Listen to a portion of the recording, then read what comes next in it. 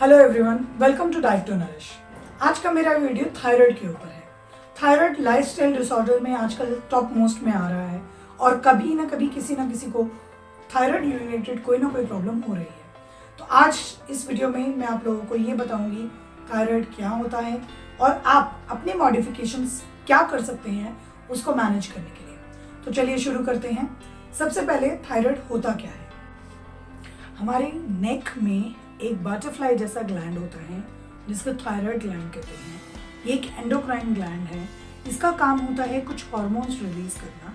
ये hormones brain के साथ मिलके हमारी बॉडी के अंदर TSH, T3, T4 को कंट्रोल करते हैं और ये हार्मोन हमारे बॉडी की फंक्शनिंग को रेगुलेट करने में हेल्प करते हैं। कभी कभी किन्हीं वजहों से हमारी बॉडी के अंदर जब ये हार्मोन या तो अंडर एक्टिव हो जाते हैं या ओवर एक्टिव हो जाते हैं, ये दोनों ही कंडीशन आपको थायराइड के नॉर्मल कंडीशन से कोई ना कोई फ्लक्चुएशंस क्रिएट कर देती है।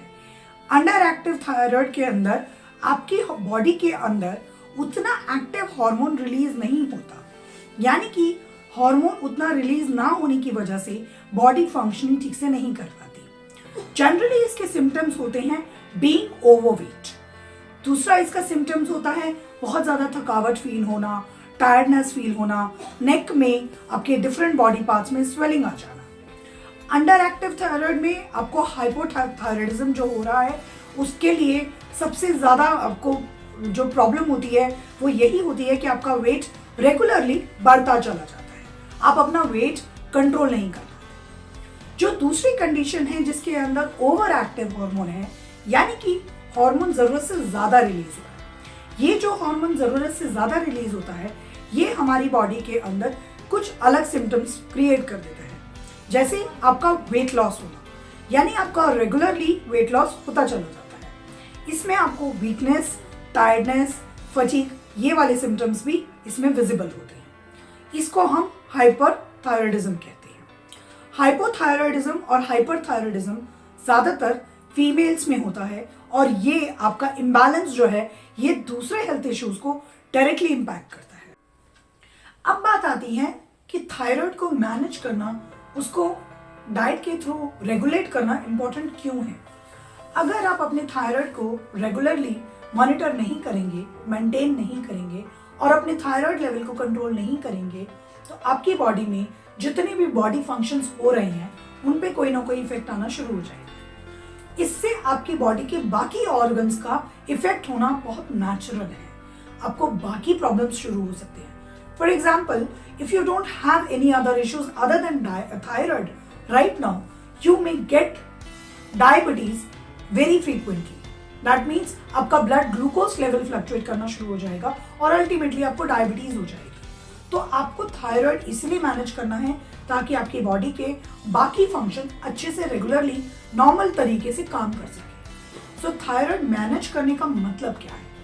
कुछ ऐसे फैक्ट्स हैं जिनका आपको ध्यान रखना पड़ेगा।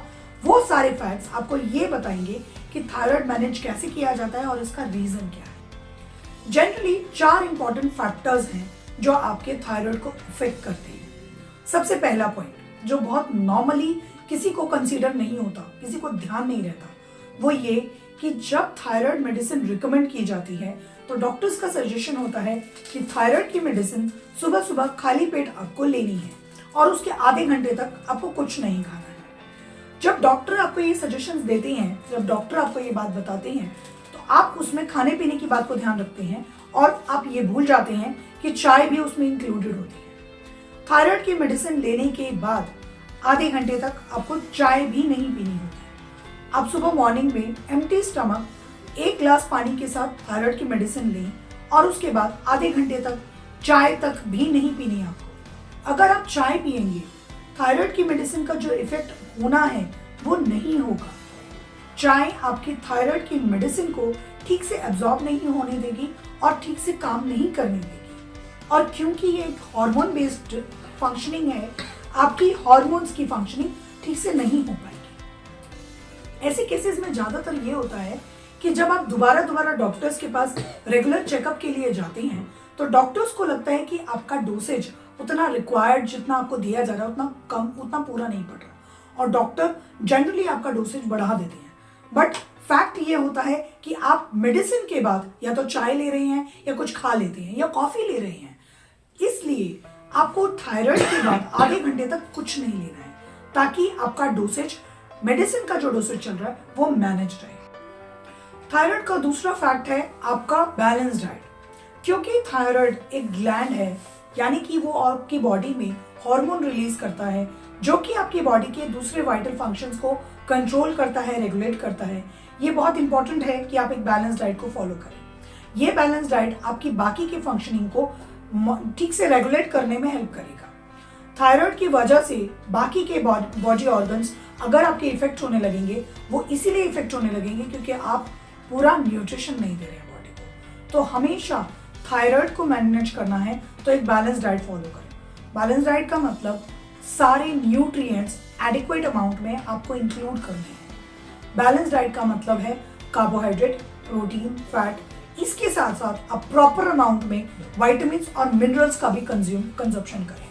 ये सारा पॉइंट्स बहुत ध्यान रखना है ताकि आपकी बाकी के ऑर्गन्स इफेक्ट ना हो। तीसरा बहुत इंपॉर्टेंट फैक्ट जो थायराइड में है वो है कुछ ऐसी वेजिटेबल्स को अवॉइड करना जो आपकी थायराइड की एब्जॉर्प्शन, आपकी थायराइड मेडिसिन के फंक्शनिंग को इफेक्ट कर सकती है। ये वेजिटेबल्स या ये फूड सोर्सेज जनरली आपको थायराइड की मेडिसिन लेने के 2 घंटे तक अवॉइड करने होते हैं।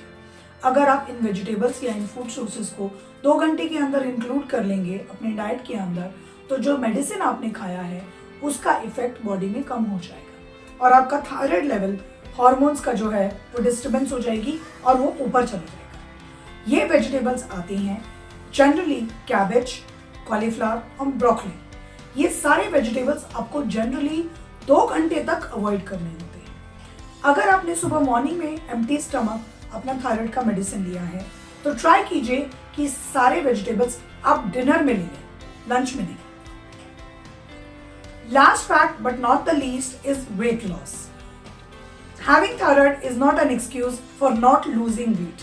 If you have thyroid, you should focus on your weight loss.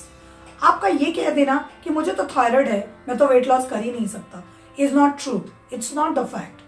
अगर आपको थायराइड है, आप तब भी वेट लॉस कर सकते हैं। इनफैक्ट आपके लिए तब ज़्यादा ज़रूरी भी हो जाता है क्योंकि आपकी बॉडी ठीक से हार्मोन वैसे ही रिलीज नहीं कर रही है और बॉडी वेट वैसे भी रेगुलेट नहीं हो पा रहा।